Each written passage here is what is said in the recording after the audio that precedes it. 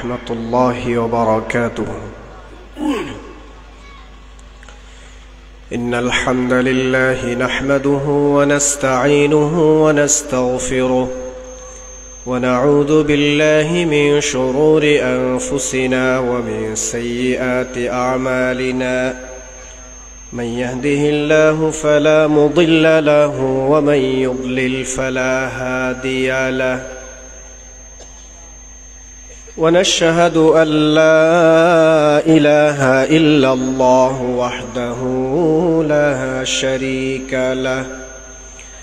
ونشهد أن محمدًا عبده ورسوله الذي أرسله بالحق بشيرًا ونذيرًا وداعيًا إلى الله بإذنه وسراجًا منيرًا. أعوذ بالله من الشيطان الرجيم. بسم الله الرحمن الرحيم. إنا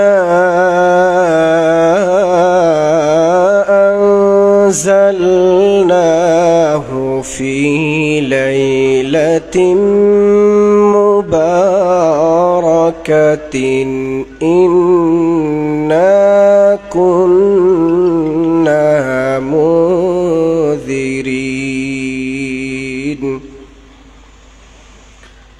فيها يفرق كل أمر حكيم.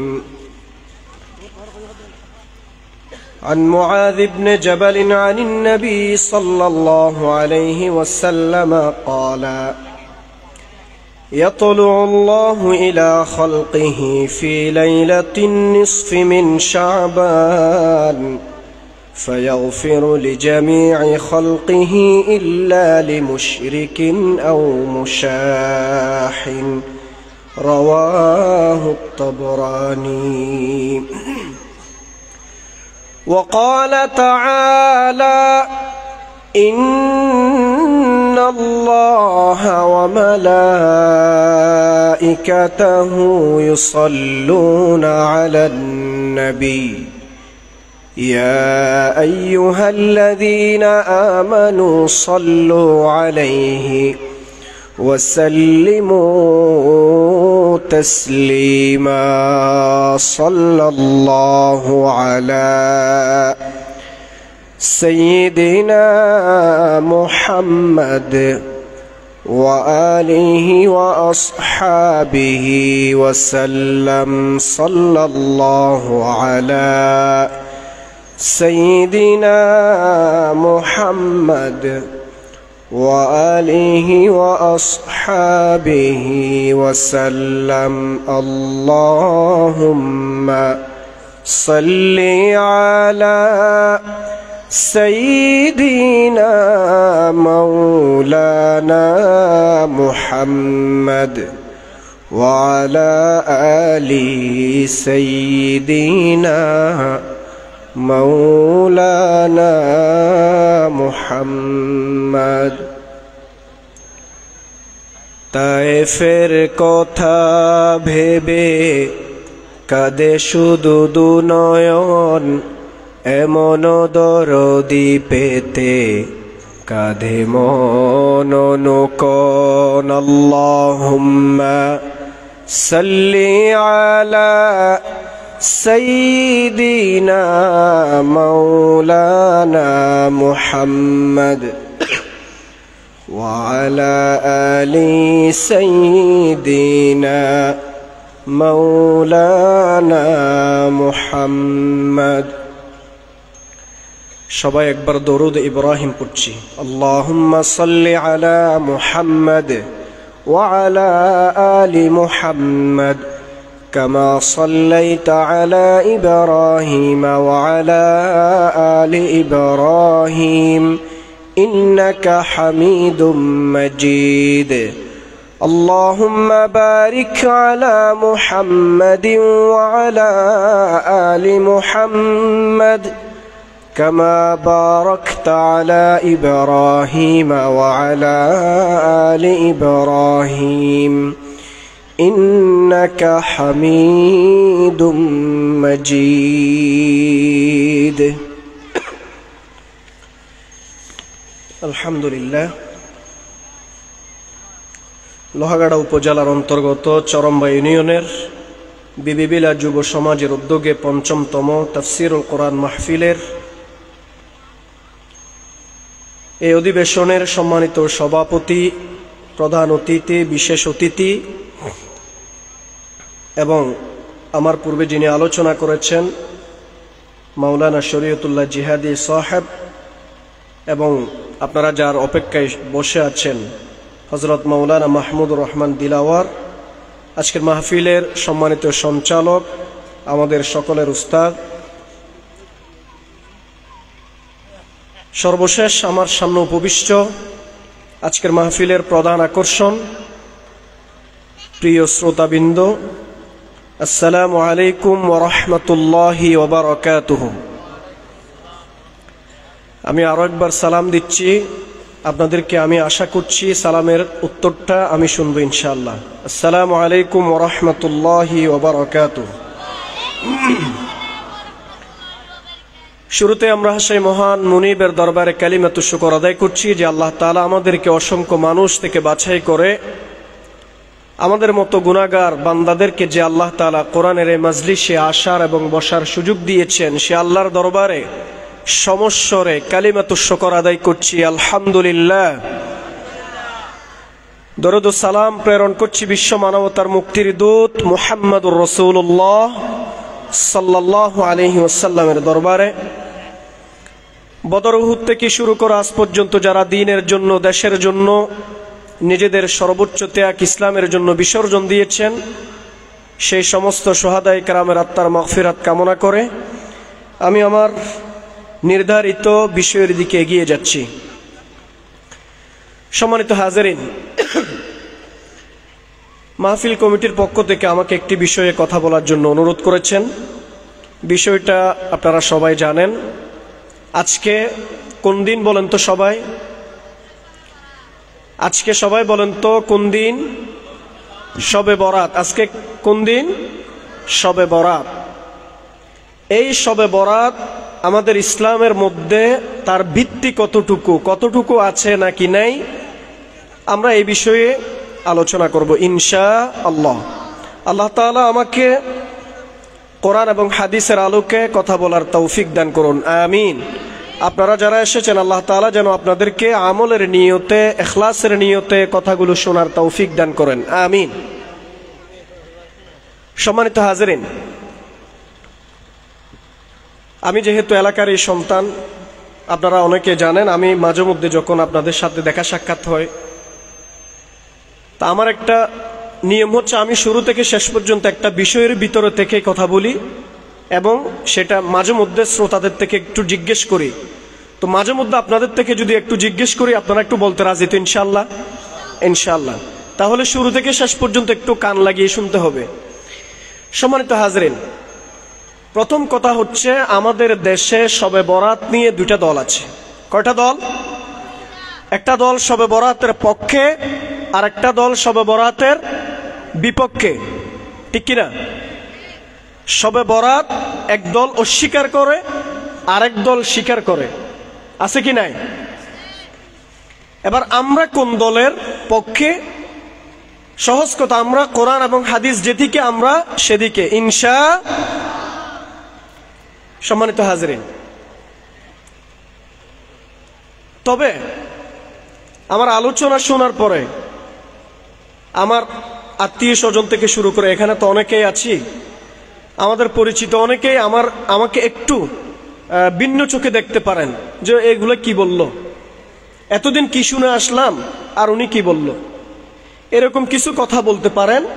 তবে আমি শুরু থেকে শেষ পর্যন্ত কোরআন এবং হাদিসের বাহিরে যাব না ইনশাআল্লাহ।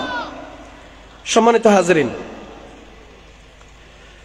যদি আমাদের কোনো মতের বিপক্ষে যদি চলে যায়, সেটা যদি কোরআন হাদিসের পক্ষে হয়, আমরা মানতে রাজি তো ইনশাআল্লাহ? ইনশাআল্লাহ। তাহলে শুরুতে আমি কি বলছি? একদল শবে বরাতের পক্ষে আর একদল শবে বরাতের বিপক্ষে। একদল শবে বরাতকে স্বীকার করে আর একদল শবে বরাতকে অস্বীকার করে। তবে এখানে দুই দলেরই বেশ কিছু সমস্যা আছে। যারা স্বীকার করে শবে বরাতের পক্ষে কথা বলে, এরা শবে বরাত নিয়ে বেশ কিছু বাড়াবাড়ি করে। আবার যারা একেবারে শবে বরাত বলতে নাই বলে, এদের সহজ ভাষায় আমি এদের পরিচয় বলি ফিতনাবাজ। এরা কি? ফিতনাবাজ। যারা শবে বরাত নাই, কোরআন হাদিসে নাই, এ কথা যারা বলে, এদের সহজ পরিচয় কি? এরা ফিতনাবাজ। কথা বলেন, এরা কি? ফিতনাবাজ। আমি এমনিতে বলবো না, এগুলো সবগুলো কোরআন এবং হাদিস ভিত্তিক কথা বলবো আমি আমার খুতবার শুরুতে পবিত্র কোরআনুল কারীমের একটি সূরা, সূরাতুদ দুখানের 3 এবং 4 নম্বর আয়াতটা আপনাদের সামনে তিলাওয়াত করেছি। আচ্ছা, এর আগে আমি আপনাদের থেকে একটু জিজ্ঞেস করব, একটু উত্তর দিবেন। নামাজের কথা কোরআনে আছে? সবাই বলেন, একটু ব্রেন কাটায় বলবেন, নামাজ এটা কি কোরআনে আছে? আছে নাকি? কেউ কি দেখাতে পারবেন আমাকে নামাজ কোরআনে আছে? আচ্ছা, কোরআন কোন ভাষায় নাজিল হয়েছে বলেন তো? আরবি ভাষায়। নামাজ কোন ভাষার শব্দ? ফার্সি ভাষার শব্দ। নামাজ কোন ভাষার শব্দ? তাহলে আমি যদি আরবি ভাষার মধ্যে ফার্সি খুঁজলে পাবো? এখন নামাজ নাই, তবে নামাজের আরবি শব্দ আছে, সালাত। কি আছে? 82টি জায়গায় সালাতের কথা আছে। সুবহানাল্লাহ। এখন একদল লোক যদি আমাকে বলে, প্রশ্ন করে, নামাজের কথা কোরআনে নাই, তাহলে তার কথা ঠিক আছে তো একদিক দিয়ে, যে নামাজ শব্দটি তো আসলে কোরআনে নাই। এরপর কেউ যদি বলে রোজা শব্দটি কোরআনে নাই, আসলে রোজা শব্দটি নাই। রোজার আরবি শব্দ কি? সিয়াম। রোজার আরবি শব্দ কি?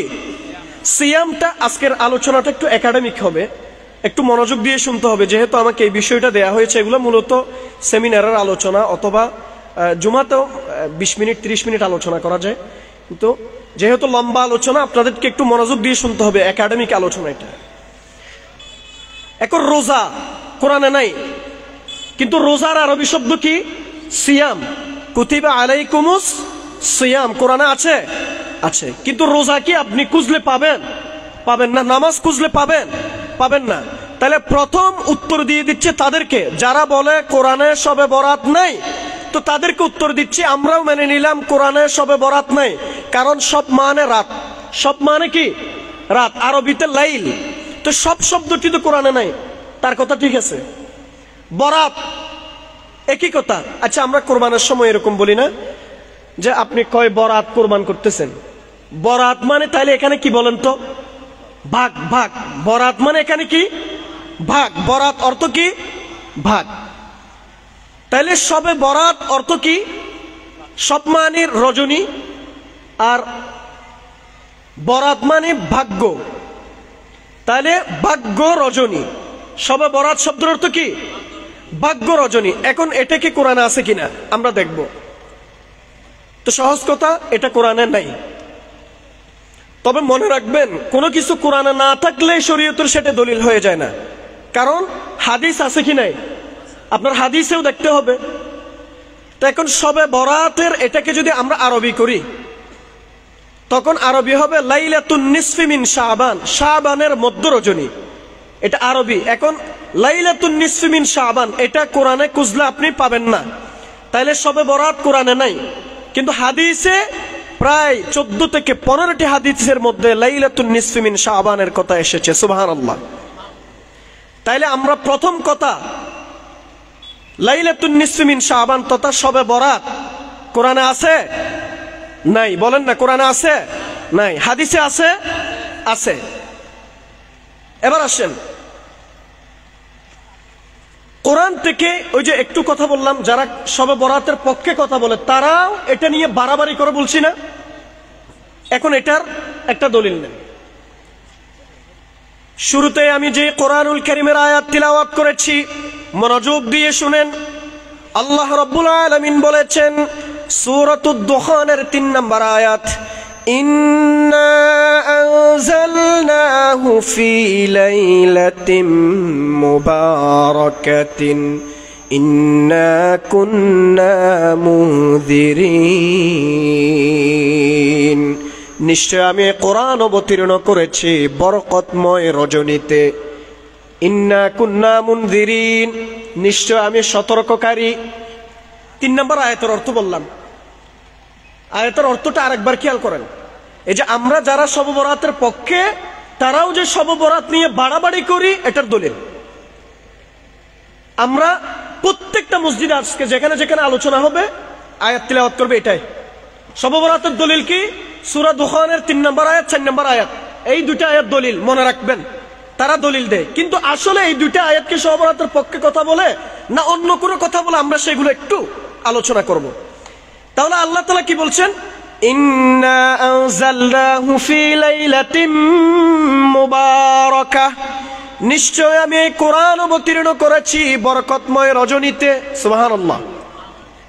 আচ্ছা, এবার বলেন তো কোরআন কোন মাসে এসেছে?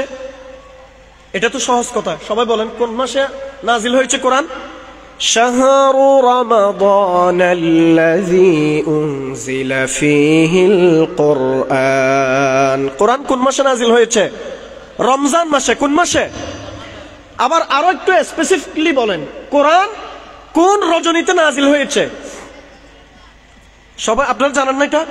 সূরাতুল কদর। সবাই বলেন তো, ইন্না আনজালনাহু ফি লাইলাতিল কদর।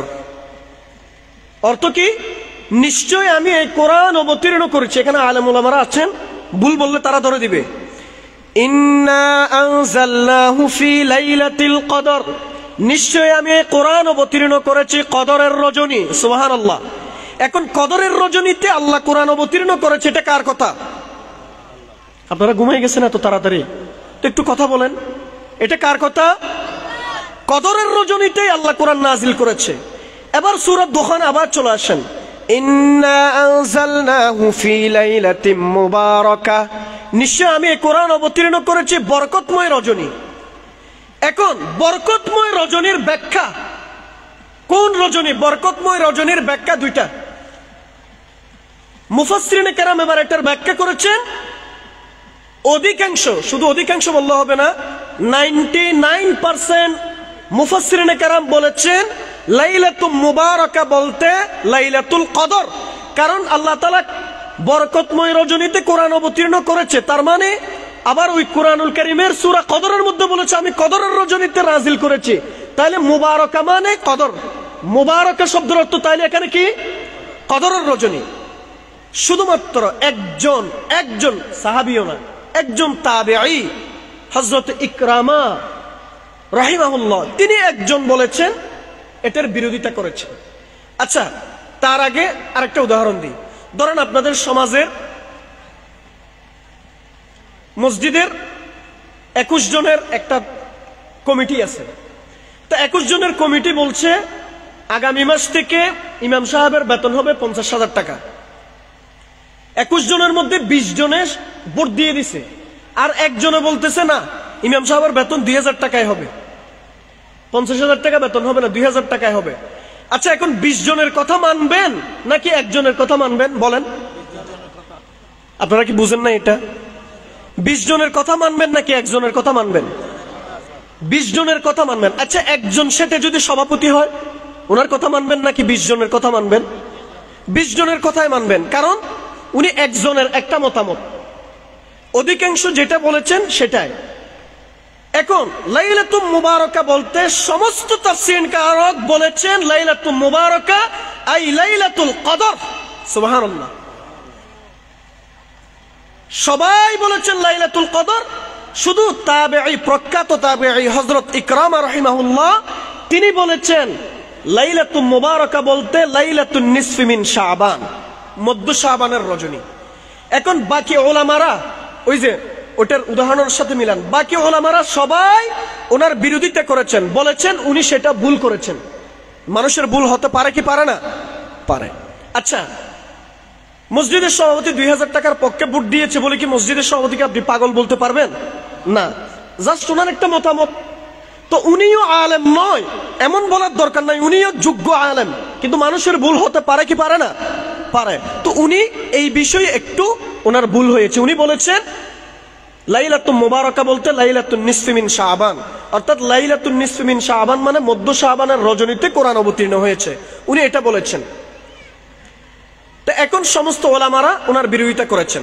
তো আপনাদেরকে একটা দুইটা আমি দলিল দিব, আমি তো বেশি কথা বলতে গেলে দলিল দিতে গেলে সময় পাবো না, তারপরে যতটুকু পারি একটু কথা বলি।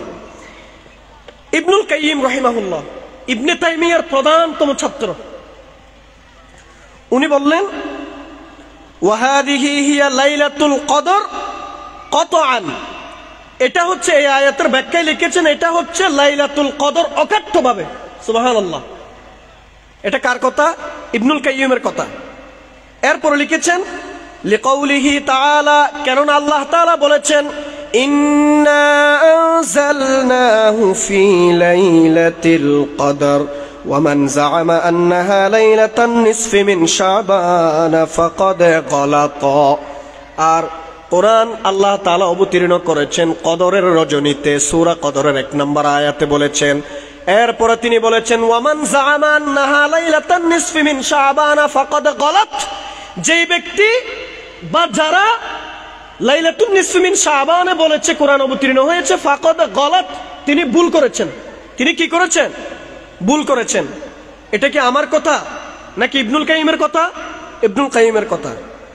আচ্ছা, এরপরে প্রখ্যাত মুফাসসির, আমাদের শুধু আমাদের দেশে না সারা বিশ্বে আপনি যদি তাফসিরের যদি র‍্যাঙ্কিং করেন, শুরুতের অন্যতম যেই তাফসির সেটা হচ্ছে তাফসিরে ইবনে কাসির। তাফসিরে ইবনে কাসির, তাফসিরের নাম কি? তাফসিরে ইবনে কাসির। তো তাফসিরে ইবনে কাসিরের মধ্যে এসেছে কি ومن قال إنها ليلة النصف من شعبان فقد أبعد النجعة فإن نص القرآن أنها في رمضان।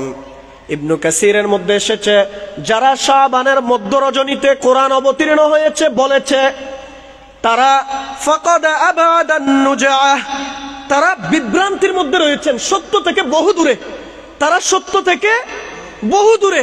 ফাকাদ আবাদা নুজআহ, সত্য থেকে বহু দূরে।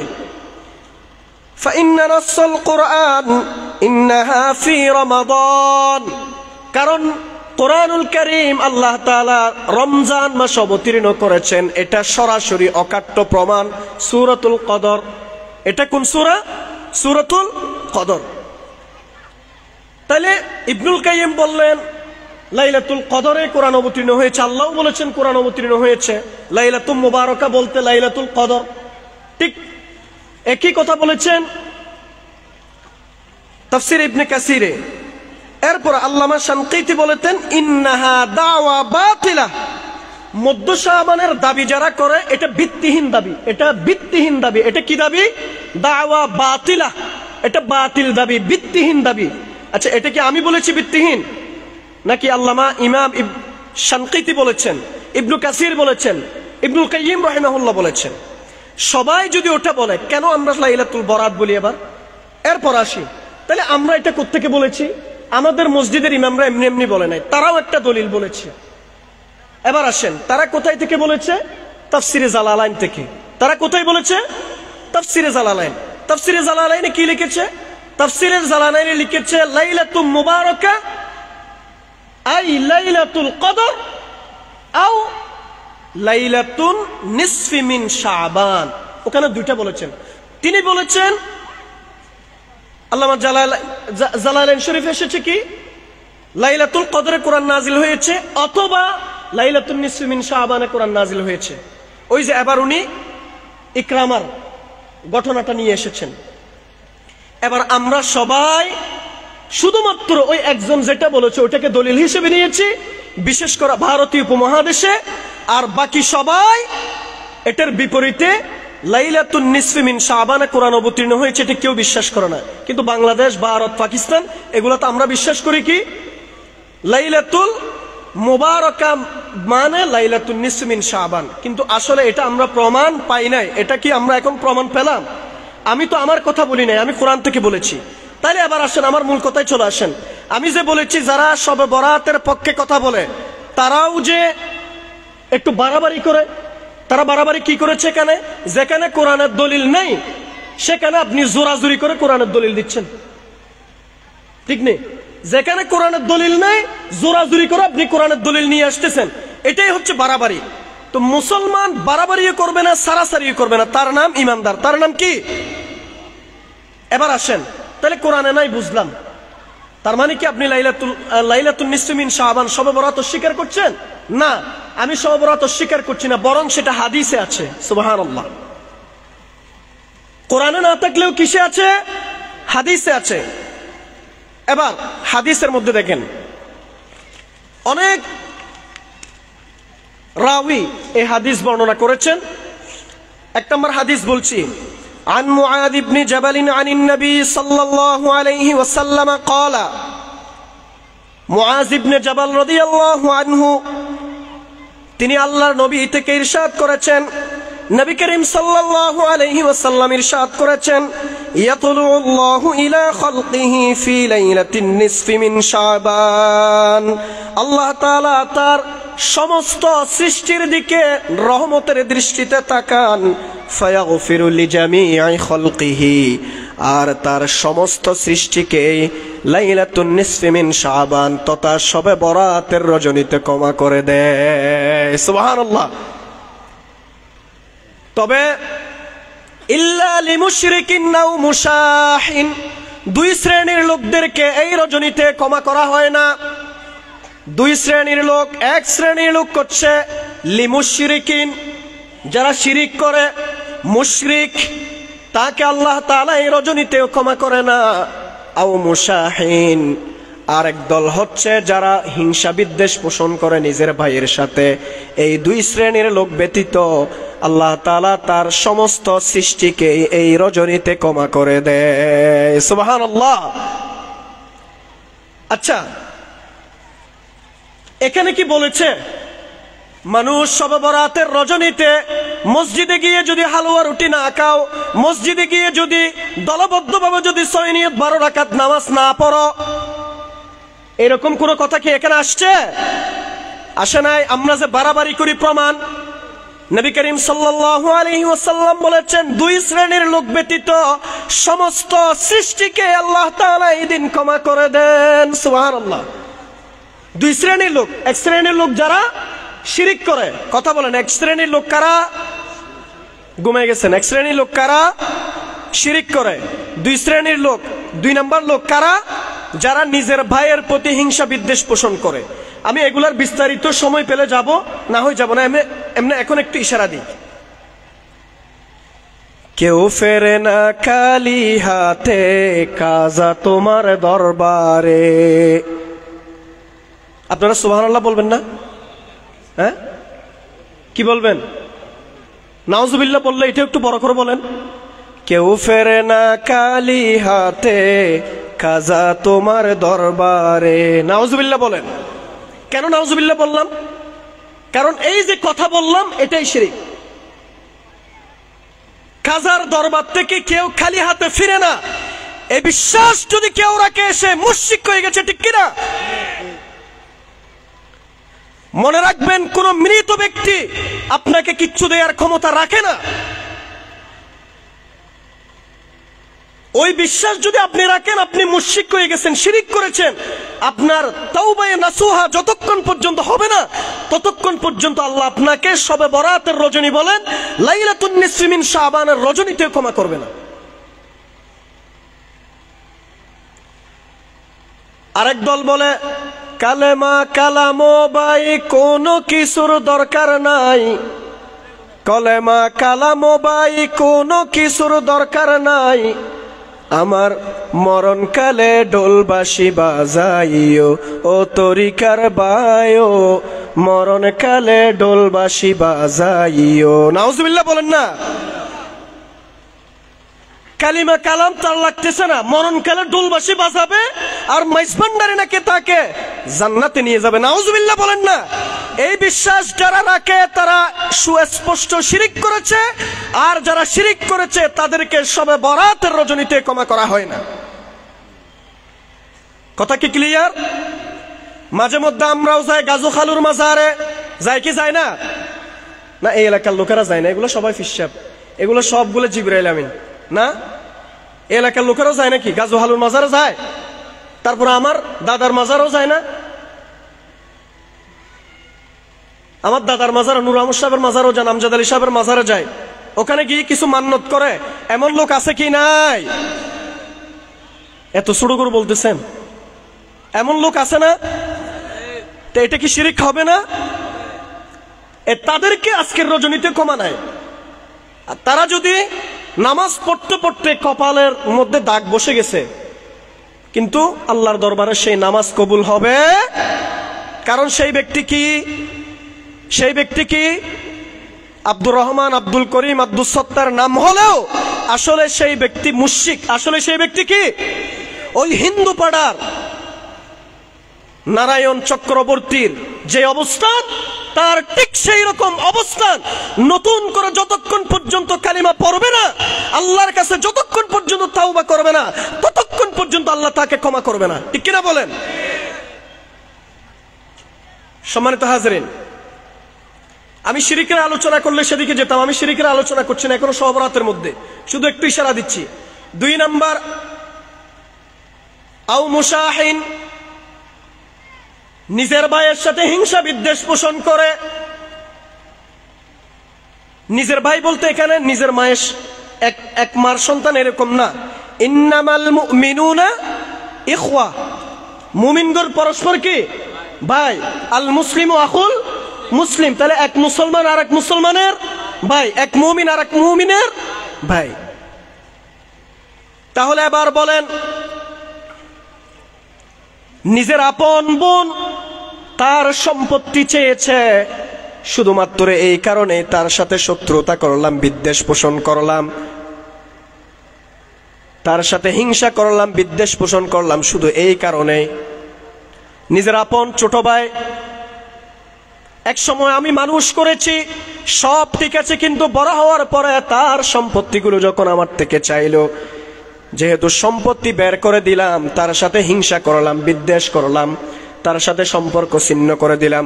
মনে রাখবেন, ওই সমস্ত লোক যারা, তাদেরকেও এই রজনীতে ক্ষমা করা হয় না। ঠিক কিনা?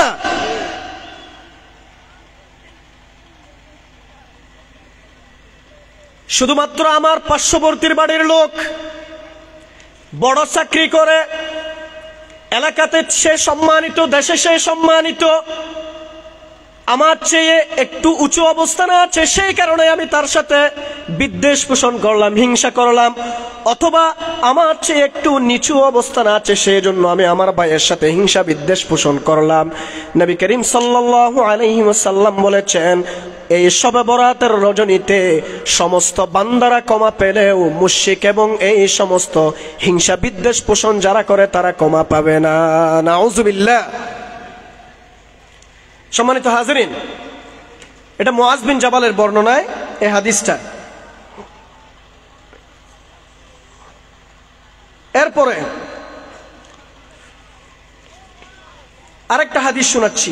হযরত আবু বকর সিদ্দিক রাদিয়াল্লাহু আনহুর বর্ণনা করেন, নবী করিম সাল্লাল্লাহু আলাইহি ওয়াসাল্লাম ইরশাদ করেছেন, ইযা কানাত লাইলাতুন নিসফি মিন শাবান ইয়ানজিলুল্লাহু তাবারাকা ওয়া তাআলা ইলা সামাঈদ দুনিয়া। যখন শাবানের মধ্য রজনী আসে, লাইলাতুন নিসফি মিন শাবান আসে, শবে বরাত আসে, তখন ইয়ানজিলুল্লাহু তাবারাকা ওয়া তাআলা ইলা সামাঈদ দুনিয়া, আল্লাহ তাআলা অবতীর্ণ হন, ইলা সামাঈদ দুনিয়া, দুনিয়ার আসমানে অবতীর্ণ হন। দুনিয়ার আসমান বলতে তাফসীরে কেরাম, মুহাদ্দিসিনে কেরাম একমত হয়েছেন, সপ্ত আসমানের প্রথম আসমান যেটা দুনিয়ার সাথে যেটা লাগানো অবস্থানে আছে, ওই আসমানে আল্লাহ তাআলা অবতীর্ণ হন। আল্লাহু আকবার। আল্লাহ তাআলা ওই দুনিয়ার আকাশে প্রথম আসমানে অবতীর্ণ হয়। ফায়াগফিরু লিইবাদিহি ইল্লা মা কানা মিন মুশরিকিন আও মুশাহিনিন লিআখিহি। তারপর তার সব বান্দাদেরকে ক্ষমা করে দেন, শুধুমাত্র মুশরিক আর যেই ব্যক্তি তার ভাইয়ের সাথে হিংসা বিদ্বেষ পোষণ করে, শুধুমাত্র এই দুই শ্রেণীর লোক ব্যতীত সমস্ত বান্দাদেরকে ক্ষমা করে দেন। সুবহানাল্লাহ। ঠিক ওই আগের হাদিসের মতো একই কথা। এরপর 3 নম্বর হাদিস, আবু সালাবার হাদিস। নবী করিম সাল্লাল্লাহু আলাইহি ওয়াসাল্লাম ইরশাদ করেছেন, ইয়াত্তালিউ আল্লাহু ইলা ইবাদিহি লাইলাতুন নিসফি মিন শাবান ফায়াগফিরু লিল মুমিনিনা ওয়া ইউমহিলুল কাফিরিনা ওয়া ইয়াদউ আহলাল হিকদি বিহিকদিহিম হাত্তা ইয়াদউ। আল্লাহ তাআলা শাবানের মধ্য রজনীতে রহমতের দৃষ্টিতে তাকান আর সমস্ত মুমিন বান্দা যারা আছে তাদেরকে ক্ষমা করে দেন। সুবহানাল্লাহ। সম্মানিত হাজরিন, আচ্ছা বলেন তো, মাঝখানে একটু কথা বলি, সুবহানাল্লাহ বললে গুনাহ হয়? এইটাও বলতেছে না। সুবহানাল্লাহ বললে গুনাহ হয় নাকি সওয়াব হয়? কথা বলেন, সুবহানাল্লাহ বললে গুনাহ হয় নাকি সওয়াব হয়? কতটুকু সওয়াব হয়? আসমান এবং জমিনের মধ্যবর্তী খালি জায়গা এই আলহামদুলিল্লাহ, সুবহানাল্লাহ, এই সমস্ত জিকিরগুলো পূর্ণ করে দেয়। সুবহানাল্লাহ।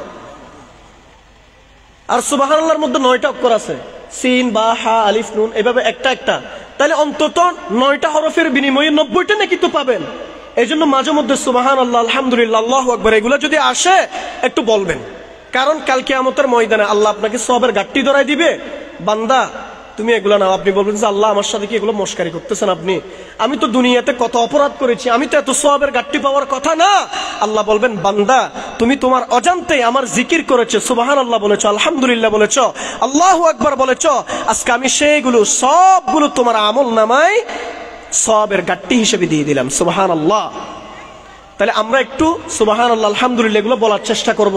এগুলো বললে ক্ষতি নাই, একটু বড় করে সুবহানাল্লাহ, আলহামদুলিল্লাহ এগুলো বলবেন ইনশা। আপনাদের আওয়াজ নাই, আলোচনার মন আসতেছে না। সম্মানিত হাজরিন, এরপরে কি বলছেন? ফায়াগফিরু লিল মুমিনিন, মুমিনদেরকে ক্ষমা করে দেয় ওই আগের হাদিসের মতো। ওয়া ইউমহিলুল কাফিরিন, কাফিরদেরকে অবকাশ দেয়, এদেরকে ক্ষমা করে না। এখানে কাফির বলতে কি হিন্দু? শুধু হিন্দু না, অবিশ্বাসী বলতে যা আছে, একত্ববাদকে যারা স্বীকার করে না, ওই যে বাবার কাছে যে চায় সেও একই কথা, একত্ববাদকে যে স্বীকার করে না সেই কাফির, সেই অবিশ্বাসী। ওয়ায়াদাউ আহলাল হিকদি বিহিকদিহিম হাত্তা ইয়াদাউ, আর হিংসা বিদ্বেষ পোষণকারীকে পরিত্যাগ করেন আল্লাহ তাআলা যতক্ষণ না সে ফিরে আসে। হাত্তা ইয়াদাউ, যতক্ষণ না সে ফিরে আসে ততক্ষণ পর্যন্ত আল্লাহ তাআলা তাকে তার অবস্থায় ছেড়ে দেন। তাহলে এই হাদিসেও বলা হচ্ছে হিংসা বিদ্বেষ পোষণ না করার জন্য, তাদেরকে আল্লাহ এই রজনীতে ক্ষমা করে না। আল্লাহুম্মা সাল্লি আলা মাওলানা মুহাম্মদ ওয়া আলা আলি সাইয়্যিদিনা।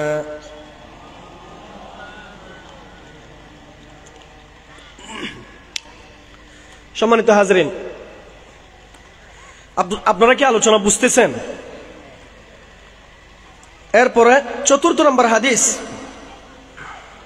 আবু মুসা আশআরী রাদিয়াল্লাহু আনহুর হাদিস, ইবনে মাজার 1390, মিশকাতুল মাসাবিহের 1306 নম্বর হাদিস। তিনি বর্ণনা করছেন, নবী করিম সাল্লাল্লাহু আলাইহি ওয়াসাল্লাম ইরশাদ করেছেন, ইন্নাল্লাহা লা ইয়াত্তালিউ ফি লাইলাতিন নিসফি মিন শাবান। একই কথা, কতগুলা হাদিস বলবো, এদেরকে বলেন যে আল্লাহ তাআলা মধ্য শাবানের রজনীতে দৃষ্টিপাত করেন। ফায়াগফিরু লিজামিই খালকি, তার সমস্ত সৃষ্টিকে এই রজনীতে ক্ষমা করে দেন। সুবহানাল্লাহ। ইল্লা লিমুশরিকিন আও মুশাহিন, ঠিক একই কথা আগের হাদিসের মতো, যারা শিরিক করে আর যারা হিংসা বিদ্বেষ পোষণ করে এদেরকে ক্ষমা করে না। 4 নম্বর হাদিস বললাম। এবার 5 নম্বর হাদিস, হযরত আবু হুরায়রা রাদিয়াল্লাহু আনহু বর্ণনা করছেন, নবী করিম সাল্লাল্লাহু আলাইহি ওয়াসাল্লাম ইরশাদ করেছেন, ইযা কানা লাইলাতুন নিসফি মিন শাবান ইয়াগফিরুল্লাহু লিইবাদিহি ইল্লা লিমুশরিকিন আও মুশাহিন। শবে বরাতের রজনীতে আল্লাহ তাআলা তার সমস্ত সৃষ্টির প্রতি তাকান আর তার বান্দাদেরকে ক্ষমা করে দেন। যারা শিরিক করে তাদেরকে ক্ষমা করে না, আর যারা হিংসা বিদ্বেষ পোষণ করে না তাদেরকেও ক্ষমা করে না। এরপরে ৬ষ্ঠ নম্বর হাদিস, একই বর্ণনা। ইমাম তিরমিজি তার সুনানের গ্রন্থের মধ্যে ৭৩৯ নম্বর হাদিসে স্থান দিয়েছেন। আয়েশা রাদিয়াল্লাহু তাআলা আনহা বর্ণনা করেন, ক্বালাত ফাকাততু রাসূলুল্লাহি সাল্লাল্লাহু আলাইহি ওয়াসাল্লাম লাইলাতান ফাখরাজতু ফাইযা হুয়া বিল বাকি'। আয়েশা রাদিয়াল্লাহু তাআলা আনহা বর্ণনা করেন, নবী করিম সাল্লাল্লাহু আলাইহি ওয়াসাল্লাম একদিন তার সাথে রাত্রি যাপন করলেন। হঠাৎ তিনি আল্লাহর নবীকে পেলেন না, বিছানায় পেলেন না। তিনি কি করলেন? ফাখরাজতু, আমি বের হয়ে গেলাম। কি জন্য? নবী সাল্লাল্লাহু আলাইহি ওয়াসাল্লামকে খোঁজার জন্য বের হয়ে গেল। ফাইযা হুয়া বিল বাকি', তিনি জান্নাতুল বাকিতে নবী করিম সাল্লাল্লাহু আলাইহি ওয়াসাল্লামকে পেলেন। বাকি মানে বাকি নামক কবরস্থান, যেটা জান্নাতুল বাকি বলা হয়। জান্নাতুল বাকিতে কবরস্থানের মধ্যে নবী করিম সাল্লাল্লাহু আলাইহি ওয়াসাল্লামকে পেলেন। এরপরে ফাকালা, নবী করিম সাল্লাল্লাহু আলাইহি ওয়াসাল্লাম বলছেন, আকুনতি তাখাফিনা আন ইয়াহিফ আল্লাহু আলাইক ওয়া রাসূলুহু। আয়েশা, তুমি কি আশঙ্কা করছো, যে তুমি কি ভয় করছো যে আল্লাহ এবং আল্লাহর রাসূল তোমার হক নষ্ট করবে? অর্থাৎ তুমি আমাকে বিছানায় না পেয়ে আমার এখানে চলে এসেছো, খুঁজতে চলে এসেছো। তুমি কি মনে করছো আমি তোমার হক নষ্ট করছি? কুলতু, আয়েশা রাদিয়াল্লাহু তাআলা আনহা বললেন, আমি বললাম, ইয়া রাসূলুল্লাহ ইন্নী যানানতু আন্নাকা আতাইতা বা'দ নিসাইক। আমি বললাম, হে আল্লাহর রাসূল, আমি এটা ভাবিনি, আমি ভেবেছি আপনি আপনার অন্য কোনো স্ত্রীর রুমে চলে গিয়েছেন আজকে, যে আমার উপরে কোনো রাগ করেছেন কিনা, আজকে আমার সাথে নাই, আপনি হয়তো আপনার অন্য কোনো স্ত্রীর রুমে গিয়েছেন, আমি এটা ভেবেছি, অন্য স্ত্রীর ঘরে গিয়েছেন এটা ভেবেছি।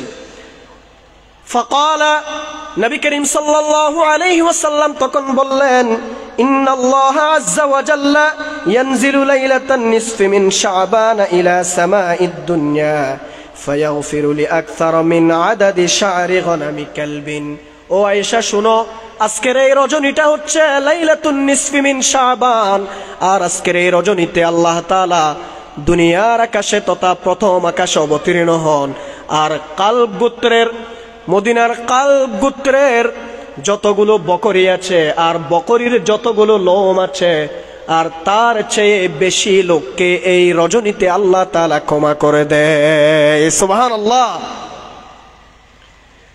কালব গোত্রের বকরির লোম। আচ্ছা, কিছুক্ষণের জন্য একটা প্রশ্ন করছি, যে আপনাদেরকে 1 লক্ষ টাকা করে মাসে দেওয়া হবে, আপনার প্রতিদিনের দায়িত্ব হচ্ছে একটা ছাগল দিব, আর ওটার লোম কয়টা আছে গণনা করবেন নির্ভুলভাবে। পারবেন? দায়িত্বটা কেউ নিবে? এটাও বলতেছেন না কেন? আপনারা একটু কথা বলেন। দায়িত্বটা কেউ নিবে? কেন নিবে না? কারণ ছাগলের লোম কি গণনা করা সম্ভব? তো আল্লাহ তাআলা কালব গোত্রের ছাগলের লোমের কথা বলার উদ্দেশ্য হচ্ছে অগণিত বান্দাদেরকে আল্লাহ তাআলা এই রজনীতে ক্ষমা করে দেয়। সুবহানাল্লাহ। কালব গোত্রের ছাগলের লোম যেমন গণনা করা যায় না, ঠিক একই রকম অগণিত অসংখ্য আল্লাহর বান্দাদেরকে আল্লাহ তাআলা এই রজনীতে ক্ষমা করে দেয়। আর ক্ষমা করার জন্য আল্লাহ তাআলা শাবানের মধ্য রজনীতে লাইলাতুন নিসফি মিন শাবানে প্রথম আসমানে চলে আসেন। সুবহানাল্লাহ। সম্মানিত হাজরিন, আমি এই হাদিসগুলো নিয়ে আবার কথা আছে। কেউ বলেছেন জয়ীদ, কেউ বলেছেন সহিহ, হাসান লিগয়রি, এবং অনেক কথা বলেছেন। আমি সেগুলো বলবো না। শেষ দিকে একটা আপনাদেরকে মতামত শোনাবো, ওই মতামত শোনালে এই সবগুলোর উত্তর পেয়ে যাবেন। সম্মানিত হাজরিন, এরপরে 7ম নম্বর হাদিস, 6ষ্ঠ নম্বর হাদিস বললাম, 7ম নম্বর হাদিস শোনাচ্ছি। ঠিক আয়েশা রাদিয়াল্লাহু তাআলা আনহা বলেন, কামা রাসূলুল্লাহ সাল্লাল্লাহু আলাইহি ওয়াসাল্লাম মিনাল লাইলি ফাসাল্লা ফাআতালা আস-সুজুদ হাত্তা যানানতু আন্নাহু ক্বাদ কুবিদা। নবী করিম সাল্লাল্লাহু আলাইহি ওয়াসাল্লাম একদিন রজনীতে নামাজ আদায় করা শুরু করলেন, আর তিনি এত লম্বা সিজদা দিলেন, আমি ভাবলাম আল্লাহর নবী ইন্তেকাল করেছেন। আল্লাহু আকবার। আল্লাহর নবী এত লম্বা সিজদা দিলেন, ফাতালা সুজুদ, সিজদাকে এত দীর্ঘায়িত করলেন যে আর সিজদা থেকে উঠতেছে না। আয়েশা রাদিয়াল্লাহু তাআলা আনহা বললেন, আমি ভাবলাম আল্লাহর নবীর ইন্তেকাল হয়ে গেছে, না হয় এত লম্বা কেমনে সিজদা। হাত্তা যানানতু আন্নাহু ক্বাদ কুবিদা, আমি ভেবেছি, আমি ধারণা করেছি আল্লাহর নবী মৃত্যুবরণ করেছে। ফালাম্মা রাআইতু যালিকা কুমতু হাত্তা হাররাকতু ইবহামা ফাতাহাররাকা ফারাজা ফালাম্মা রাফা ইলাইয়া রাসাহু মিনাস সুজুদি ওয়া ফারাগা মিন সালাতিহি। এরপর আয়েশা রাদিয়াল্লাহু তাআলা আনহা বললেন, আমি কি করলাম, আল্লাহর নবীর বৃদ্ধাঙ্গুলি ধরে নাড়া দিলাম। যেহেতু আল্লাহর নবীকে আমি ভাবলাম যে তিনি ইন্তেকাল করেছেন, আমি বৃদ্ধাঙ্গুলি দিয়ে ধরে নাড়া দিলাম। ফাতাহাররাকা, এরপরে ওই বৃদ্ধাঙ্গুলিটা নড়াচড়া করলো, তখন আমি বুঝতে পারলাম আল্লাহর নবী ইন্তেকাল করে নাই। সুবহানাল্লাহ, নবী করিম সাল্লাল্লাহু আলাইহি ওয়াসাল্লাম ইন্তেকাল করে নাই। এরপরে সালাত থেকে যখন আল্লাহর নবী যখন মাথা তুললেন, সিজদা থেকে যখন তুললেন, এরপর নামাজ যখন শেষ করলেন, তখন তিনি বললেন, ইয়া আয়েশা, অথবা আও ইয়া হুমায়রা। হযরত আয়েশা রাদিয়াল্লাহু তাআলা আনহার একটা উপনাম, ওনাকে আদর করে নবী সাল্লাল্লাহু আলাইহি ওয়াসাল্লাম হুমায়রা ডাকতেন। হে আয়েশা অথবা হে হুমায়রা, আযানানতি আন্না নাবিয়্যা ক্বাদ খাসা বিক, তুমি কি ধারণা করেছো যে আল্লাহর নবী তোমার হক নষ্ট করবে? সুবহানাল্লাহ, আমি যে এত লম্বা সিজদা করছি এটার কারণ জিজ্ঞেস করতেছে, তুমি কি ধারণা করতেছো আল্লাহর নবী তোমার হক নষ্ট করবে, যে তোমার সাথে আজকে আমি ঘুমাচ্ছি না এটা মনে করতেছো? কুলতু, আমি বললাম, আমি মানে আয়েশা রাদিয়াল্লাহু তাআলা আনহা বললেন, ইয়া রাসূলুল্লাহ, আমি এটা মনে করি নাই। লা ওয়াল্লাহি ইয়া রাসূলুল্লাহ, আল্লাহর কসম হে আল্লাহর রাসূল, ওয়ালাকিন্নী যানানতু আন্নাকা কুবিত্তা তুল সুজুদিক। ইয়া রাসূলুল্লাহ, আমি তো আপনাকে এত লম্বা সিজদা দিতে আর কখনো দেখি নাই, এজন্য আমি ভেবেছিলাম আপনি ইন্তেকাল করেছেন, এটা ভেবেছিলাম। ফাকাল, নবী করিম সাল্লাল্লাহু আলাইহি ওয়াসাল্লাম বলছেন, আতাদরিনা আইয়ু লাইলাতিন হাদি, তুমি কি জানো আয়েশা আজকের এই রজনীটা কোন রজনী? তুমি কি জানো এই রজনীটা কোনটা রজনী? কুলতু, আমি বললাম, আল্লাহু ওয়া রাসূলুহু আ'লাম, আল্লাহ এবং তার রাসূল ভালো জানে। ইয়া রাসূলুল্লাহ, আমি জানি না আজকে কোন রজনী। ক্বালা হাযিহি লাইলাতুন নিসফি মিন শাবান, নবী করিম সাল্লাল্লাহু আলাইহি ওয়াসাল্লাম বললেন, শুনে রাখো আয়েশা, আজকের রজনীটা হচ্ছে নিসফে শাবান তথা শাবান মাসের মধ্য রজনী, শবে বরাত। সুবহানাল্লাহ। ইন্নাল্লাহা আযজা ওয়া জাল্লা ইয়াত্তালিউ আলা ইবাদিহি ফি লাইলাতিন নিসফি মিন শাবান, আর আল্লাহ তাআলা শাবানের মধ্য রজনীতে তার সৃষ্টিকুলের প্রতি তাকান, তার বান্দাদের দিকে তাকান। ফায়াগফিরু লিল মুস্তাগফিরিন, আর যারা ক্ষমা প্রার্থনাকারী যারা আছে তাদেরকে ক্ষমা করে দেন। ওয়া ইয়ারহামুল মুস্তারহিমিন, অনুগ্রহ প্রার্থী যারা আছে তাদেরকে ক্ষমা করে দেন। ওয়া ইউআখিরু আহলাল হিকদি কামা হুম, বিদ্বেষ পোষণকারীদেরকে ছেড়ে দেন তাদের অবস্থাতেই, বিদ্বেষ যারা পোষণ করে তাদেরকে তাদের অবস্থাতেই ছেড়ে দেন। আচ্ছা, এই হাদিসেও আয়েশা রাদিয়াল্লাহু তাআলা আনহাকে নবী করিম সাল্লাল্লাহু আলাইহি ওয়াসাল্লাম এটাই বললেন।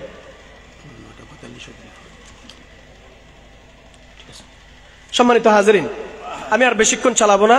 আমাদের সম্মানিত প্রধান মুফাসসির ইতোমধ্যে চলে এসেছেন, একটু পরেই তিনি আমাদের মঞ্চে চলে আসবেন। আমি ওই যে আমাকে যে বিষয়টা দেয়া হয়েছে, আমি বিষয়ের মধ্যেই একটু প্রমাণ করার চেষ্টা করছি শবে বরাত ইসলামের মধ্যে কতটুকু আছে। আর 15-20 মিনিট আপনারা কি শুনবেন ইনশাআল্লাহ? ইনশাআল্লাহ। তবে আমার এই আলোচনাটা শোনার পরে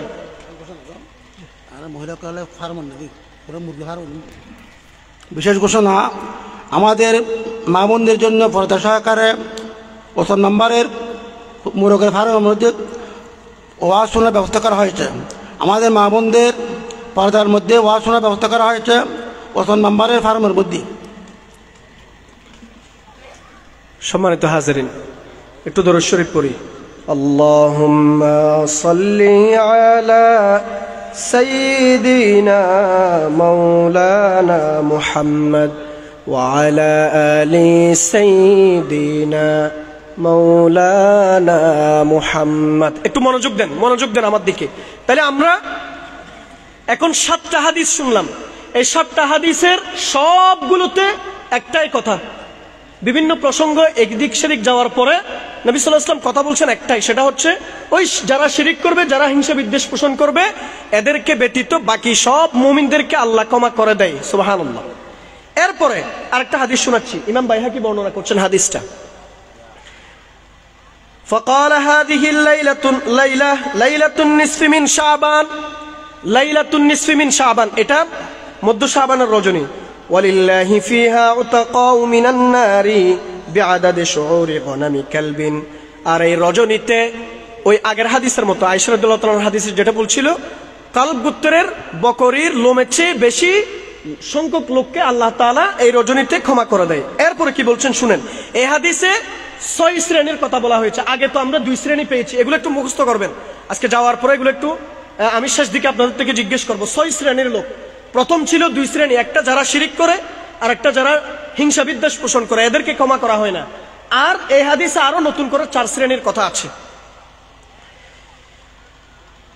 লা ইয়ানজুরুল্লাহু ফিহা ইলা মুশরিকিন ওয়ালা ইলা মুশাহিন। আল্লাহ তাআলা মধ্য শাবানের রজনীতে যারা শিরিক করে তাদের দিকে তাকান না। ওয়ালা ইলা মুশাহিন, আর যারা হিংসা বিদ্বেষ পোষণ করে তাদের দিকেও তাকান না। ওয়ালা ইলা কাতি'i রহিম, যারা আত্মীয়তার সম্পর্ক ছিন্ন করে তাদেরকেও এই রজনীতে আল্লাহ তাআলা ক্ষমা করে না। আত্মীয়তার সম্পর্ক ছিন্ন করেছে, কিন্তু ওই ব্যক্তি দেখা যাচ্ছে 5 ওয়াক্ত নামাজ পড়েছে, যাকাত করেছে, হজ করেছে, সব করেছে, সব আমল করার পরেও আজকের রজনীতে শুধু আত্মীয়তার সম্পর্ক ছিন্ন করার কারণে এই রজনীতে আল্লাহ তাআলা তাকেও ক্ষমা করে না। নাউজুবিল্লাহ। তাহলে মনে রাখবেন 3 নম্বর শ্রেণী কারা? এই তো এখন বললাম তো 3 নম্বর শ্রেণী কারা? যারা আত্মীয়তার সম্পর্ক ছিন্ন করে তাদেরকেও এই রজনীতে ক্ষমা করা হয় না। এরপরে ওয়ালা ইলা মুসবিলিন ওয়ালা ইলা আকিন লিওয়ালিদাইহি ওয়ালা ইলা মুদমিনি খামরিন, যারা টাকনুর নিচে কাপড় পরিধান করে। ও যুবক ভাইরা, কাকে ফলো করেন, কাকে অনুসরণ করেন? এখন কি দেখেন কি অবস্থা, নিচে গোড়ালির নিচে একেবারে ছিদ্র, তারপরে সেটা জোতার নিচে দেয়, ফ্যান ওঠে, ওই ফাড়া ফ্যান ইবে নাকি ও ফ্যাশন বলে, এবার অনেক ফাড়া ফ্যান ইবে বলে ফ্যাশন। এখন টাকনুর নিচে গেল কি গেল না? যাদের টাকনুর নিচে যাবে তাদেরকে আজকের রজনীতেও আল্লাহ তাআলা ক্ষমা করবে না। আপনি মনে করতেছেন এটা সামান্য বিষয়, একটু ফ্যাশন করলাম, না একটু ফ্যাশন না, আপনি জান্নাত আপনার জন্য হারাম করে দিলেন, জাহান্নাম আপনার জন্য ওয়াজিব করে নিলেন। যুবক ভাইরা, আপনাদেরকে অনুরোধ করছি এগুলার থেকে দূরে সরে আসেন। এরপরে ওয়ালা ইলা আকিন লিওয়ালিদাইহি, 5ম শ্রেণীর লোক হচ্ছে মা বাবার অবাধ্য সন্তান। মা বাবার অবাধ্য সন্তান আছে কি নাই? আছে। এই মা বাবার অবাধ্য সন্তান যারা, তাদেরকেও এই রজনীতে ক্ষমা করা হয় না। প্রিয় ভাই, আপনার একটু টাকা বেশি আছে, সুন্দরী একটা রমণী পেয়েছেন, বউ পেয়েছেন, যার কারণে মা বাবাকে আপনি ভুলে গেলেন, মা বাবাকে কষ্ট দেন, আপনার জন্য এটাই যথেষ্ট জাহান্নামে যাওয়ার। আজকের রজনীতে মা বাবার পা ধরে ক্ষমা চান। আমি তো সেদিকে মা বাবার বিষয়ে আলোচনা করছি না, বিভিন্ন এদিকে যাওয়ার সুযোগ নাই, যেহেতু সময়ের সংক্ষেপ, আমার আলোচনাও বিষয়বস্তুর ভিতরে থাকবে। না হয় বলতাম, হযরত আলকামার ঘটনা আপনারা জানেন। মৃত্যুর সময় কালিমা আসছে না আলকামা রাদিয়াল্লাহু আনহুর, আল্লাহ নবীর সাহাবী, কেন আসছে না? লম্বা ঘটনা আপনারা জানেন, এগুলো জেনে নিন, আমি সেদিকে আর যাচ্ছি না। শুধুমাত্র বউকে প্রাধান্য দেওয়ার কারণে। সম্মানিত হাজিরিন, আল্লাহ আমাদেরকে হেফাজত করুন, আমিন। মা বাবা যেন আমাদের উপর অসন্তুষ্ট না হয়। এরপরে ওয়ালা ইলা মুদমিনি খামর,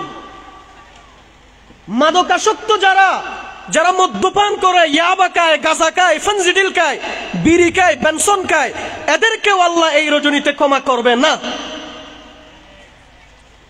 এখন আপনি মনে করতেছেন যে আমি তো মদ খাই না, আমি একটু বেনসন খাই, যে আমি একটু উইলসন খাই, যে আবুল বিড়ি খাই, যে আকিস বিড়ি খাই, যে আপনার আকিস বিড়ি যথেষ্ট জাহান্নামে নিয়ে যাওয়ার জন্য।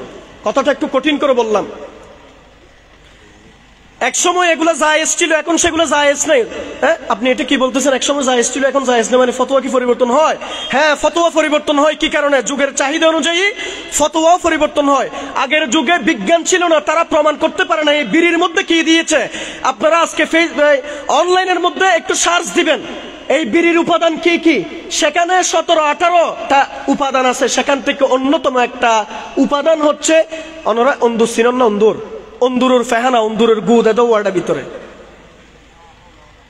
আপনারা তো এটা জানেনও না। তা আগের যুগের মানুষেরা এটা জানতো না। তো এখন বিজ্ঞান চলে এসেছে, কোন জায়গায় কি আছে সেগুলো প্রমাণ আসছে।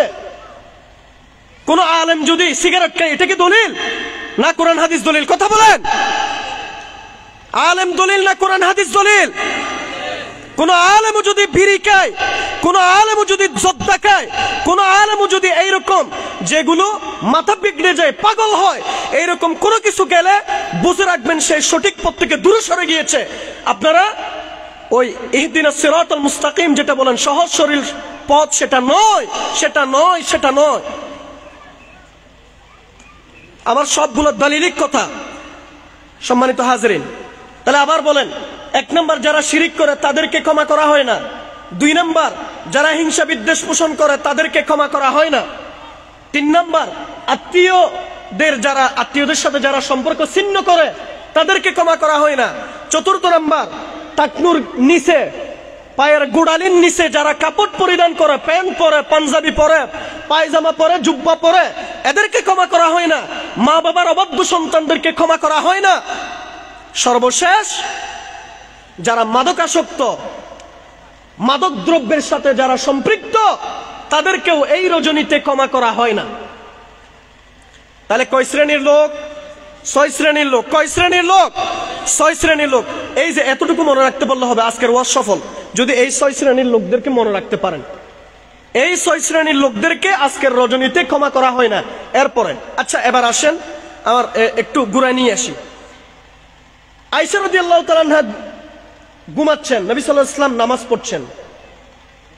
আয়েশা রাদিয়াল্লাহু তাআলা আনহা ঘুম থেকে উঠে নবী সাল্লাল্লাহু আলাইহি ওয়াসাল্লামকে সিজদাতে দেখে, লম্বা সিজদা দেখে তারপরে মারা গিয়েছে। মনে করো ওই হাদিস বলছিলাম, আঙ্গুল ধরে নাড়া দিলেন। আচ্ছা, এই হাদিসে কি নবী করিম সাল্লাল্লাহু আলাইহি ওয়াসাল্লাম আয়েশা রাদিয়াল্লাহু তাআলা আনহাকে এরকম বলেছে, ও আয়েশা তুমি কেন আজকে ঘুমাচ্ছ, আমি ইবাদত করতেছি, তুমিও তাড়াতাড়ি উঠে ইবাদত করো, বলেছে?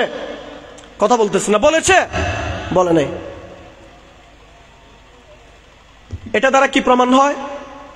প্রমাণ হয় সম্মিলিত শবে বরাতের ইবাদত নামে কোনো কিছুই নাই, নাই, নাই।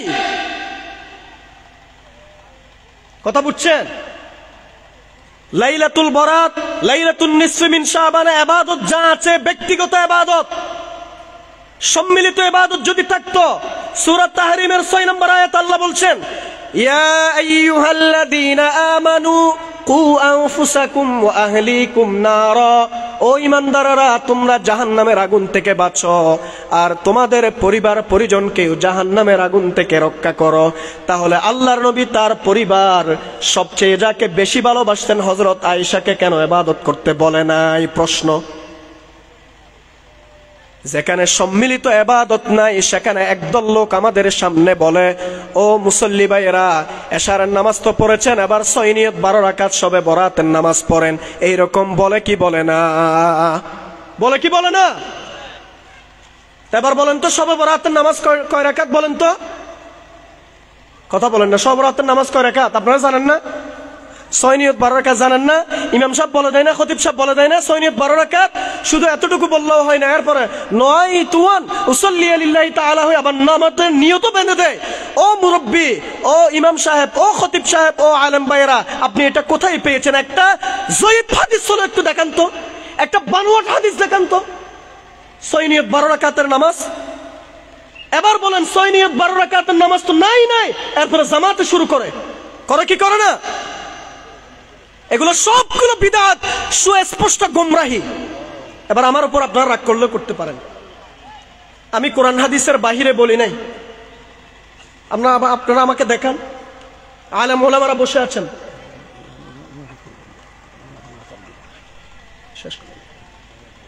তাহলে আমার কথা কি ক্লিয়ার কিনা? আমি কি বলছি আপনাদেরকে? শবে বরাতের রজনীতে সম্মিলিত, আমার কথাটা ভালো করে বুঝেন, সম্মিলিত ইবাদত 6 নিয়ত 12 রাকাত নামাজ নাই।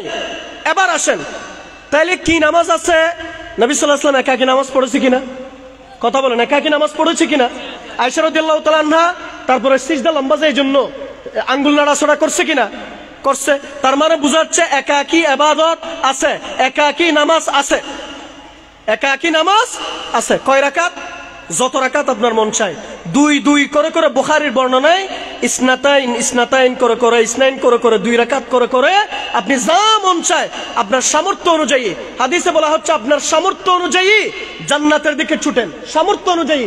তো যুবকের সামর্থ্য আছে, সে 50 রাকাত পড়বে। বৃদ্ধের সামর্থ্য নাই, সে 2 রাকাত পড়বে, না পড়লেও কোনো সমস্যা নাই।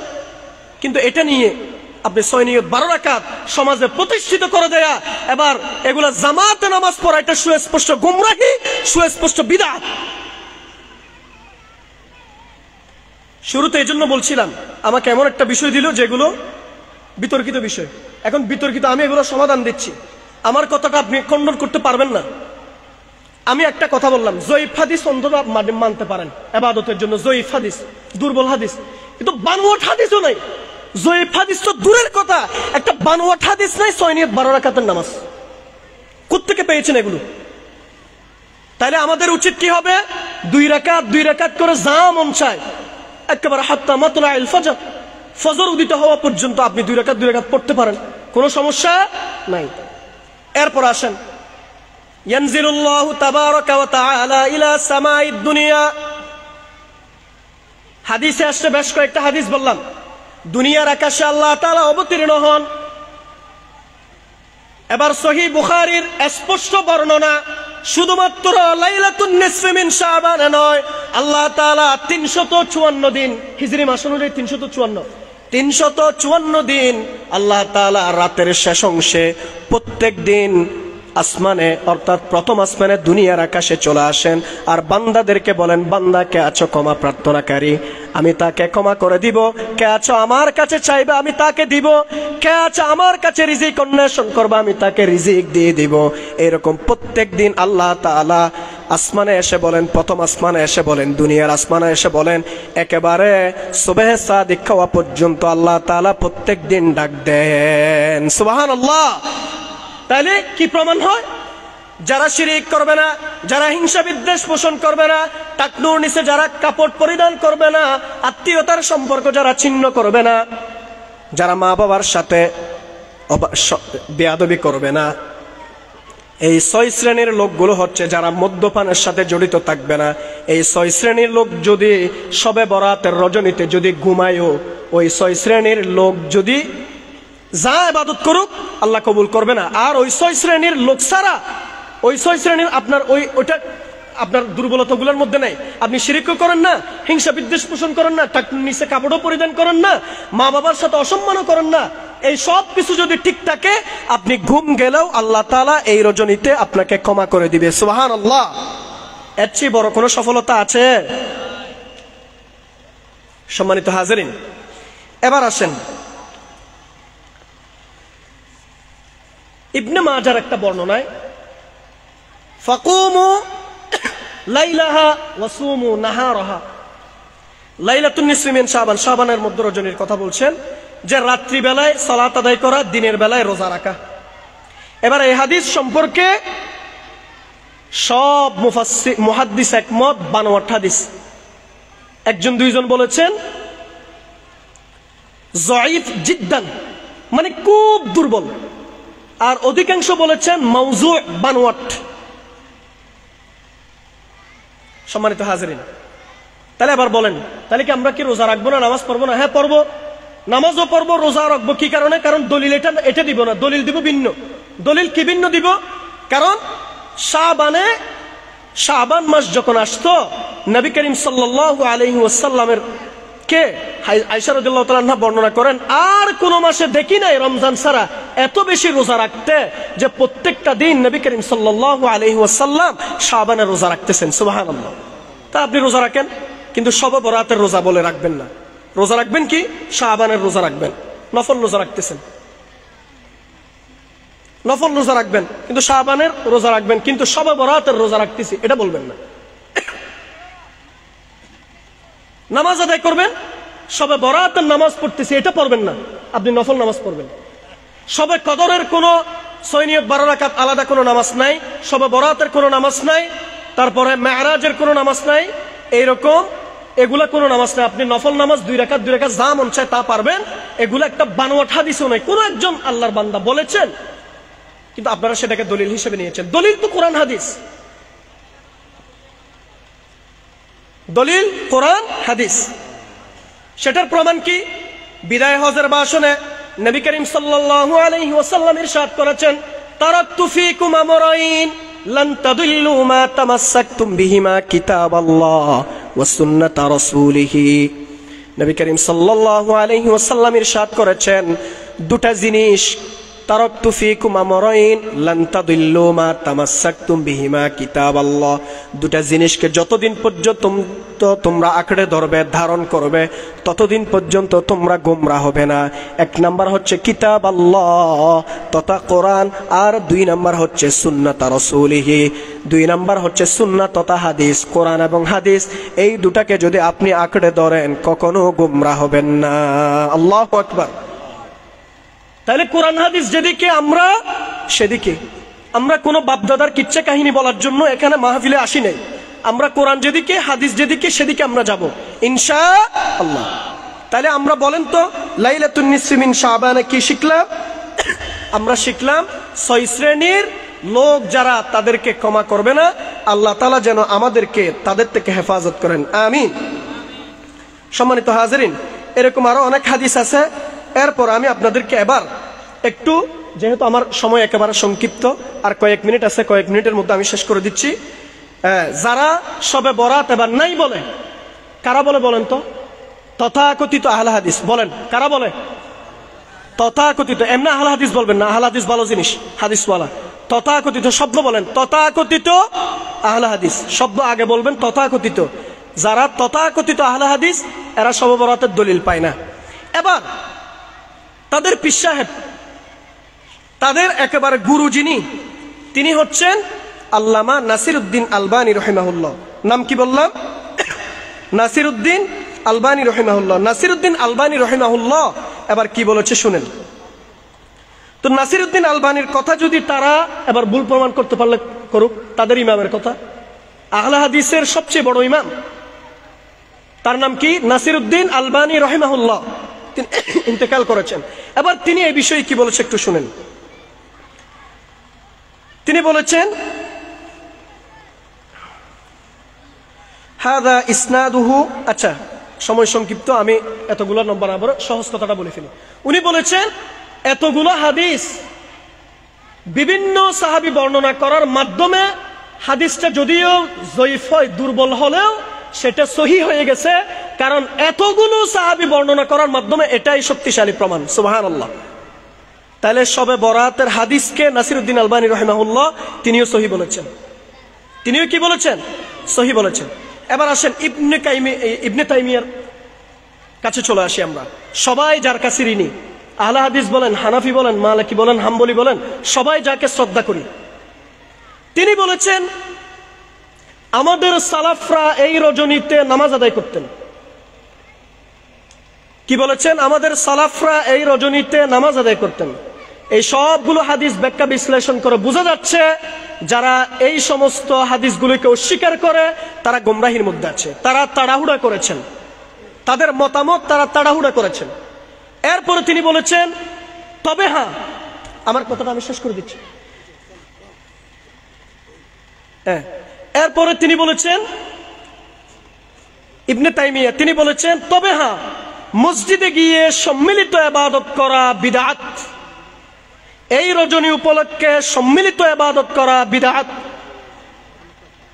তাহলে মসজিদে গিয়ে সম্মিলিত ইবাদত করা কি? বিদআত। কিন্তু তিনি বলেছেন এই হাদিস সহিহ। এতগুলো হাদিস বিভিন্ন সাহাবী বর্ণনা করার মাধ্যমে প্রমাণিত হয়ে গিয়েছে এটা সহিহ হাদিস। এরপরে সহিহ লিগাইরিহি বলেছেন তিনি। এগুলো সহির একটা ধারাবাহিকতার কতগুলো বর্ণনা আছে, সেখান থেকে অন্যতম একটি তিনি বলেছেন। এরপরে তিনি বলেছেন মসজিদে গিয়ে যারা এই আলফিয়ার কথা বলেছেন, যারা আলফিয়া নামাজ 1000 রাকাতের কিছু কথা আছে। তারপরে আমাদের বিভিন্ন মুরব্বীরা দেখিয়েন ওই নামাজে নির্দিষ্ট একটা সূরা ধরে দেয়, নির্দিষ্ট ওই সূরা দিয়ে পড়তে হবে। তো বলেছেন ওই সমস্ত এই কথাগুলো বলা সম্পূর্ণ বিদআত। সহজ কথা আমি তো আগেই বলেছি, যেখানে নবী করিম সাল্লাল্লাহু আলাইহি ওয়াসাল্লাম হযরত আয়েশা রাদিয়াল্লাহু তাআলা আনহাকে ডাকেন না সম্মিলিতভাবে ইবাদত করার জন্য, আমি আপনি কেন মসজিদে গিয়ে সবাইকে ইবাদত করার জন্য বলবো? হ্যাঁ, আপনার বেডরুমকে আপনি মসজিদ বানায় নেন, আপনি বেডরুমের মধ্যে আপনি তাহাজ্জুদের সালাত আদায় করেন, পুরো রাত ইবাদত করেন, কোনো সমস্যা নাই। 6 নিয়ত 12 রাকাত না, আপনার যা মন চায় 2 রাকাত 2 রাকাত করে পারলেন, 2 রাকাত 4 রাকাত 6 রাকাত 8 রাকাত যা পারেন পড়বেন ইনশাআল্লাহ।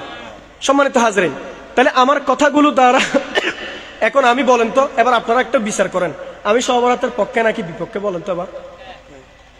পক্ষে। আমি সহবরাতের পক্ষে নাকি বিপক্ষে? পক্ষে। তো আমার পক্ষে দলিল আছে কি নাই? কোরআনের দলিল আছে। তাহলে আপনারা শুনুন, আলোচনা শুনুন না, কোরআনের দলিল আছে নাকি? বরং কোরআনের দলিল যারা দেয় সারা ভিত্তিহীন দলিল দিয়েছে, দাওয়া বাতিলা, এটা বলছি না, এটা প্রমাণ দিয়ে দিছি না আগে। তাহলে শুনুন নাই আলোচনা। হাদিসের দলিল আছে কি নাই? আছে। শুধু একটা দুইটা হাদিস না, প্রায় 14 থেকে 15টি হাদিস আছে নিসফে শাবান সম্পর্কে। সুতরাং সবে বরাত নাই, নিসফে শাবান নাই, এরকম করে মানুষের সামনে এগুলা কথা বলা, এগুলা হচ্ছে ফিতনা সৃষ্টি করা। এগুলা কি করা? ফিতনা সৃষ্টি করা। সম্মানিত হাজরিন, এবার আমি আপনাদেরকে একটু যেই দুইটা বেশি গুরুত্বপূর্ণ, হিংসা বিদ্বেষ এবং শিরিক, এই দুইটা সম্পর্কে একটু কথা বলে আলোচনা শেষ করে দিচ্ছি। নবী করিম সাল্লাল্লাহু আলাইহি ওয়াসাল্লাম ইরশাদ করেছেন, সুনান আবু দাউদের 4903 নম্বর হাদিস, আবু হুরায়রা রাদিয়াল্লাহু আনহু বর্ণনা করেছেন, নবী করিম সাল্লাল্লাহু আলাইহি ওয়াসাল্লাম ইরশাদ করেছেন, ইয়াকুম ওয়াল হাসাদা ফাইন্নাল হাসাদা ইয়াকুলুল হাসানাত কামা তাকুলুন নারুল হাতাব। হিংসা থেকে দূরে থাকো। ইয়াকুম ওয়াল হাসাদ, হিংসা বিদ্বেষ পোষণ করা যাবে না। ফাইন্নাল হাসাদা, কারণ হিংসা কি? ইয়াকুলুল হাসানাত, নেক আমল যেগুলো সেগুলো খেয়ে ফেলে। কামা তাকুলুন নারুল হাতাব, বালা আমল কেমনে খায়? নবী সাল্লাল্লাহু আলাইহি ওয়াসাল্লাম উদাহরণ দিচ্ছেন, কামা তাকুলুন নারুল হাতাব, ওই যে লাকড়ি, আগুন যেভাবে লাকড়িকে খেয়ে ফেলে, ঠিক সেভাবে হিংসা বিদ্বেষ অহংকার এইগুলো আপনার আমল নামাকে খেয়ে ফেলে। নাউজুবিল্লাহ। আরেকটা হাদিস শোনাচ্ছি।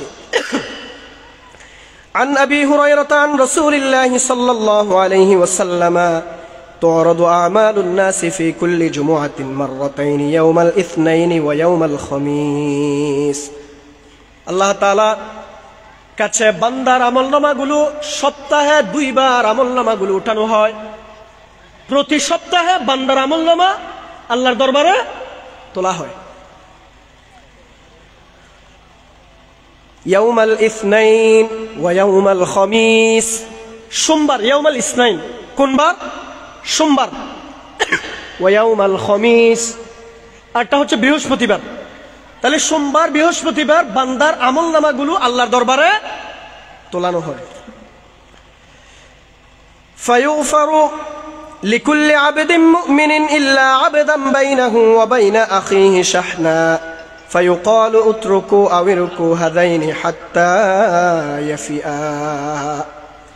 নবী করিম সাল্লাল্লাহু আলাইহি ওয়াসাল্লামের পর বলেছেন, আর আল্লাহ তাআলার কাছে যখন আমলনামাগুলো তোলানো হয় তখন আল্লাহ তাআলা তার সমস্ত বান্দাদেরকে ক্ষমা করে দেন, কিন্তু ওই সমস্ত বান্দাদেরকে ক্ষমা করে না যারা আপন ভাইয়ের সাথে দুশমনি করে, নিজের ভাইয়ের সাথে হিংসা বিদ্বেষ পোষণ করে, দুশমনি করে, তাদেরকে সোমবারেও ক্ষমা করা হয় না, বৃহস্পতিবারেও ক্ষমা করা হয় না। কাদেরকে? যারা হিংসা বিদ্বেষ পোষণ করে।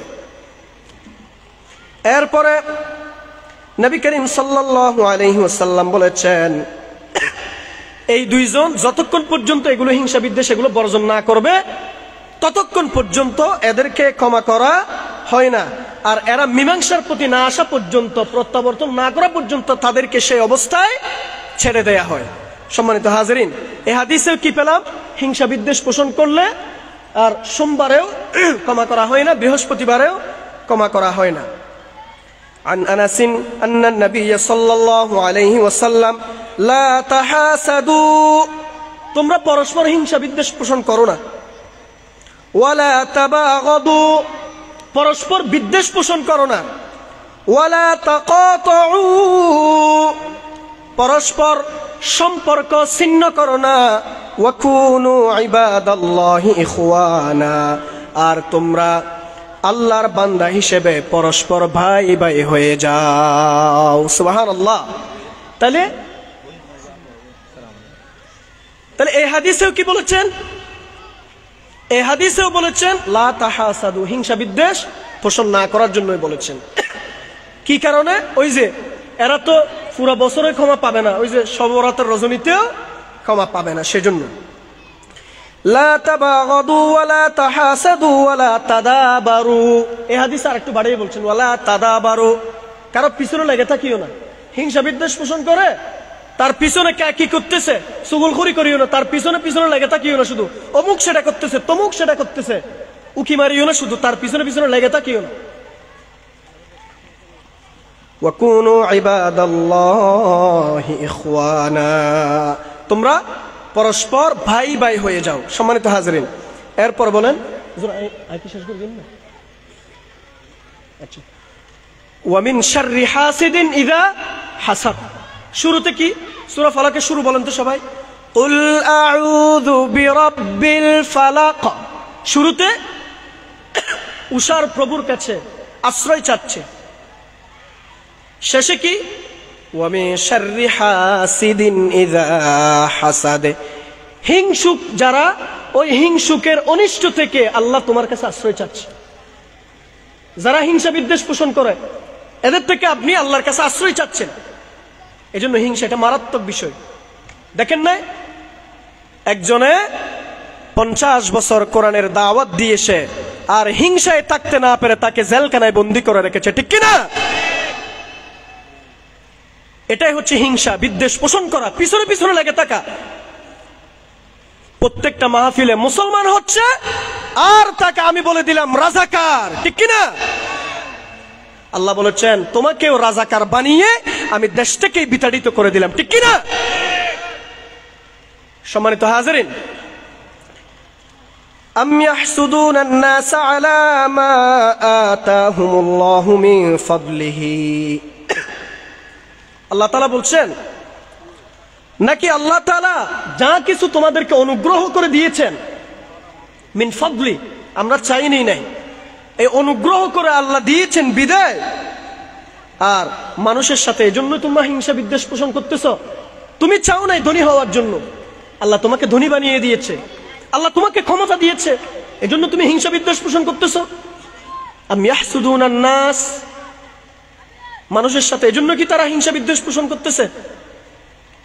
সম্মানিত হাজরিন, এবার আসি, দুই ব্যক্তিকে হিংসা করবেন, দুই ব্যক্তিকে হিংসা করা জায়েজ, শুধু জায়েজ না, উত্তম। এই যে এতক্ষণ বললাম হিংসা বিদ্বেষ পোষণ না করার জন্য, এবার বললাম হিংসা করার জন্য। দুই শ্রেণীর লোকদেরকে, এটা আমি বলবো না, নবী করিম সাল্লাল্লাহু আলাইহি ওয়াসাল্লাম নিজেই বলেছেন। দলিল কি? সহিহ বুখারী 5026 নম্বর হাদিস। عن أبي هريرة أن رسول الله صلى الله عليه وسلم لا حسد إلا في اثنتين، رجل علمه الله القرآن فهو يتلوه آناء الليل وآناء النهار فسمعه جار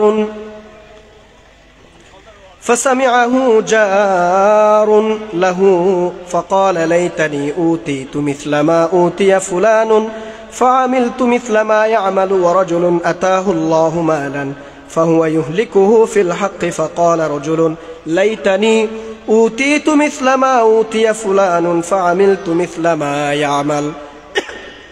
আমার সময় শেষ, হাদিসের অনুবাদটা করি, অনুবাদটা করে আমি আলোচনা শেষ করে দিচ্ছি, আমার ফিনিশিং। দুই শ্রেণীর লোকদেরকে হিংসা করবেন। কয় শ্রেণীর লোক? লা হাসাদা, কোনো হিংসা নেই, ইল্লা ফি ইসনাতাইন, নবী সাল্লাল্লাহু আলাইহি ওয়াসাল্লাম বলছেন 2 শ্রেণীর লোক ব্যতীত লোকদের ছাড়া কোনো ধরনের হিংসা করা যাবে না। কারা? রাজুলুন আল্লামাহুল্লাহুল কোরআন,